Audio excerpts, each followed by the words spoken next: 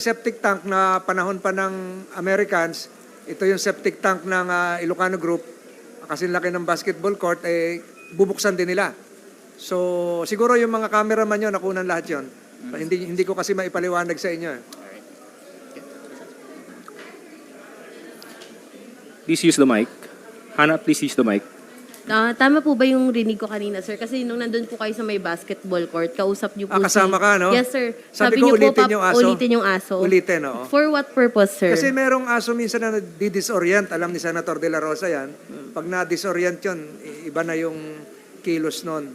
So kasama ka pala. So galing kami sa PX, galing kami sa kitchen, galing kami sa labas ng mess, galing kami sa septic tanks. Malayo din nilakad namin. Malapit-lapit lang. 4 kilometers. 4 kilometers yun. Chip ba to, no? 4 kilometers. Okay. Next Senator? question, please. Ms. Sandra. Sandra po, Gemmy 7. Sandra Senator, ano po Bonifacio. yung point nung line of questioning nyo kay Angie Bautista, sir? Well, karugtong din yun ng mga tanong ni Senator De La Rosa. Where she came from, what she is doing here right now. In fairness to her, nasa likuran nyo. So, bahagi po yun ng investigasyon natin. So, may mga documentary evidence din tayo and then sumagot din naman sila. So, bahagi yun ng free and open hearing. But we assure them that next hearing sa Senado na, they'll be given a chance to, kung meron silang PowerPoint presentations or counter video presentation, they'll be given a fair chance to counter whatever were said a while ago. Okay Sir, na? what are your thoughts about the arrangement when it comes to the GCash transactions in NBP? In all fairness, nagbidding naman, di ba? Tapos nakakatulong kasi mabilis yung pagpapadala ng pera. Tama lang siguro na meron din konting income yung gumagawa. Ang gusto lang natin sigurong malaman dito, yung duration ng contract, kung merong written contract, dapat magkaroon nun. Hindi pwedeng very informal kasi considering the huge amount of cash being transacted, 300,000 daw, gano'n. So, tama rin yun na magkaroon siya ng profits daw. Alam ni Senator De La Rosa yan, pero nung panahon ni Senator Robin, wala pang GCash nun eh. Wala pang GCash nun eh. Nung araw, ano yun? Utang pa talaga. Hindi, yung beeper. Beeper pa. Wala kami noon. Wala pang beeper, oh. So I think we're done. So we'll have another hearing. Siguro tanungin nyo rin Senator De La Rosa, being a former head of the premises, former guest of the premises. Ako lang ang naiba rito. Ako lang ang naiba. Senator Bato, kanina pa tinatanong kita sa loob kung anong changes yung nakita mo nung ikaw pa yung head ng Bucor, tas ngayon na nakita mo ulit yung loob ng facilities. In all honesty, with all honesty, no, mas malinis ngayon ang National Bilibid Prison. Ito particularly ito maximum security compound. Done during my time. Mas malinis ngayon. Mukhang maganda pagka-manage, maganda pagkalinis. Kasama mo kayo doon pumasok, di ba? Malinis talaga. Kinumpara ko pati yung kitchen, malinis na malinis.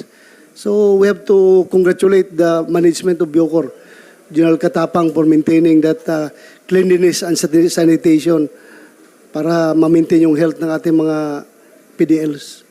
Before the end of the hearing, sir, you were saying na parang dagdagan yung funding para dun sa may mess hall ng NBP. Nung pumasok kayo, sir, sa tingin niyo ano pa yung mga dapat kumbaga i-improve or i-upgrade sa loob? When it comes to quality, no, nakita natin malinis, maganda paghahanda ng mga pagkain.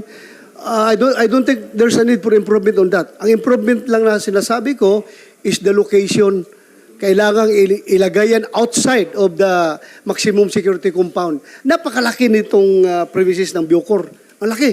So pwede tayo magawa ng another facilities doon na pure kwan lang talaga for kitchen purposes. Para yung mga kutsilyo hindi ma-access ng mga bladed weapons, bladed utensils, hindi ma-access ng mga preso. Kaya sabi ko nga kay General Katapang kanina na sir, mag-present ka ng proposal para tatlo kami mag-follow up niya sir para mabigyan naman ng kahit kunting pagtingin itong Bucor, because our lamentation, kaming lahat na nagdaan na Bucor Director General dito, ay talagang ang treatment ng mga congressman, ng mga senador, pagdating sa budget, last priority ang Bucor. Dahil ang treatment nila, yung mga, bakit mo bigyan ng pansin yan? Mga latak ng lipunan yan. Priority mo yung health, education, pero yung correction, pabayaan nyo yan. Ganon ang naging treatment, kaya yun na. Wala talaga improvement na makita. Iiyak ka na lang sa loob-looban mo. Nakita mo kung gaano kahirap ang sitwasyon dito, pero wala kang magawa dahil kulang ng support. Ngayon nga, senador na ako, gusto kong sumuporta. Pero ilan lang kami pagdating sa pagbutuhan diyan sa priority. Ewan ko kung sasabayan kami ng mga kasamahan namin.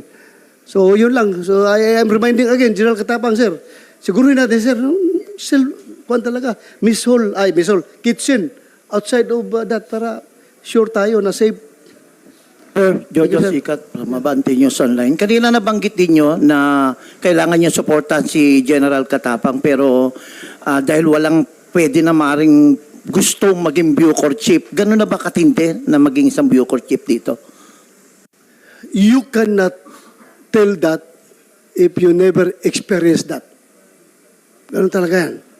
Hindi mo alam. Hanggat hindi ka nakapasok, hindi mo masabi yan kung gaano kakomplikado ang sitwasyon dito pag ikaw nag-Bucor Chief. Alam mo, yung panahon ko, pati yung kuha, problema ko, Commission on Audit, hindi ako ganun kahirap. Hindi ako makagas up ng gasolina. Pundo ng Bucor, hindi ako makagas up ng advance. Kailangan gagamit pa ako ng sweldo ko, pera ko, para pang gas up ko, then ipaparipan ko sa kanila sa aming Pinas dito. Gano'n ka-stricto ang kuha dito. Kaya napakahirap. At do you think ako pag nag-resign si General Katapang dito, o kaya merong mag-decide si Pangulong Noynoy na alisin siya, sorry sir. Sorry. Pangulong BBM na alisin siya, do you think mayroong mag-volunteer dito? Kaya nga, umahanga ko kay sir, retired Chief of Staff of the Armed Forces of the Philippines, kinuha pa niya itong posisyon na ito. Kinuha ko ito noon. Retired din ako, 4-star general din ako. Dati ko Chief NP, kinuha ko. Dahil wala akong magawa. Si President Digong nagsabi sa akin, punta ka doon. Ayusin mo yung Bucor. So wala akong magawa. Si General Katapang pa, kung wala siyang gustong maayos dito, pupunta yan dito. I don't think so. Kaya mahirap na. Kapag umalis si General Katapang dito, ewan ko kung may volunteer pa. Senator Bato, where do you think is the shortcoming coming from in terms of the security in Bilibid? Bakit merong nasasaksak, nababarel? Saan kaya ang pagkukulang? Well, with due respect to the management, hindi na talagang sila ang culprit, no? Pero may pagkukulang talaga. Aminado ang General Katapang yan. Since may nangyari, sir, di ba? So meron tayong pagkukulang. So we are here to find ways how to improve the situation. Meron talaga pagkukulang. But I don't buy the idea, pasensya na, whoever is entertaining the idea na nakalayas si, Kataruha, in the absence of evidence, direct evidence, concrete evidence na magsasabi na nakalayas talaga siya, ako, deep inside my heart, at saka si Senator Ruben Padilla, hindi talaga kami maniwala na nakalayas yon. I am sure andito lang yun sa loob. Kung hindi makita yung remains niya, duda ko nilipat yon. Nandito pa rin sa loob yan, nilipat lang yan. Kasi this is maximum security compound. Kahit na si Raulo ka na gwardiya, correction officer dito, kahit na si Raulo, pinaka-corrupt na correction officer dito, never yan papayag na makalayas ang isang tao, isang PDL dito. Because hindi lang yan insulto sa kanilang pagiging correction officer, insulto yan sa buong bureaucracy ng Bucor at sa buong gobyerno. Never mangyari yan. I don't think so. Siguro pwede magpapalusot ang Cebu. pwede magpapalusot ng kontraband, whatever. Pero yung makalayas, mortal sin yan. Hindi yan makalayas. Ako, malakas ang kutob ko, nandito lang yan sa loob. Nilibing yan somewhere. Nilibing yan somewhere. Baka nilipat lang. So we hope na magsusumika pa sila si Sir na malocate yun. At kinonsensya ko yung mga busyo-busyo na mga gangs doon.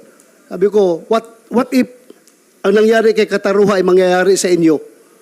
Anong sabihin ng pamilya ninyo? Nag-disappear kayo parang bula. Kaya hanapin ninyo, maawa kayo.